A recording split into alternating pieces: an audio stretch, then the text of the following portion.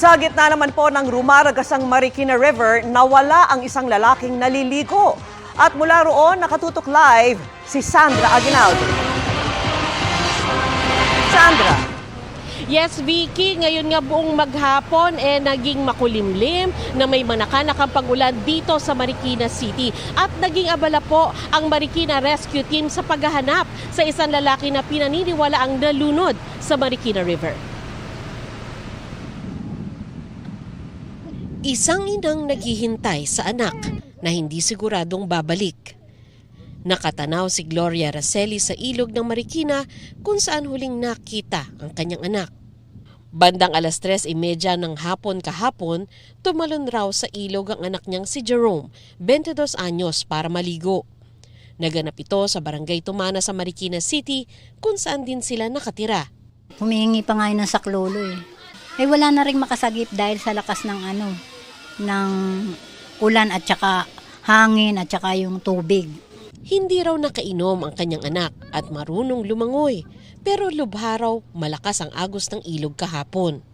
Kanina, wala ng ulan at mas mababa na ang lebel ng tubig. Pero may bagyo sa puso ni Aling Gloria. Panawagan ko sa kanila, sana mahanap nila yung anak ko at maibalik sa akin kahit siya'y wala ng buhay. Inikutan ng Marikina Rescue 161 ang Marikina River hanggang sa bahagi ng Manggahan Floodway sa Pasig City. Dito kami sa ilalim ng Marcos Bridge. Nakasangaran dito. Makikitang bagamat mas mababa na sa 15 meters ang tubig sa ilog at medyo maganda na ang panahon, malakas pa rin ang agos nito. Nag-resume tayo kaninang umaga, 8:00, ng search and retrieval at inaasahan namin base sa experience namin by after 24 hours pa usually lumulutang yung mga nagiging biktima ng paggalunod dito sa Marikina River. Paalala ng Marikina City Risk Reduction and Management Office, bawal pong maligo sa Marikina River. Hinihingi rin nila ang kooperasyon ng publiko na sawayin o kaya ay isumbong sa mga otoridad kapag may nakita silang nagsuswimming dito.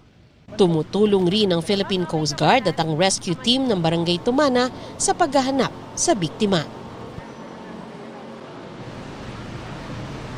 Vicky, bantang 5:20 p.m. umulan ng malakas dito. Bagamat ngayon naman bagya ng humupa yung pag-ulan. Dito sa akin likuran makikita nyo yung elevation ng Marikina River. Nasa 14.8, mas mababa dun sa 15. Kaya po walang nakataas na alert level ngayon dito. Yan muna po pinakahuling ulat mula dito sa Marikina City. Vicky?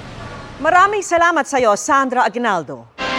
Mga kapuso, kasama nyo kami 24 oras. Mag-subscribe sa GMA Integrated News sa YouTube. Sa mga kapuso abroad, bisitahin ang GMA Pinoy TV at www.gmanews.tv.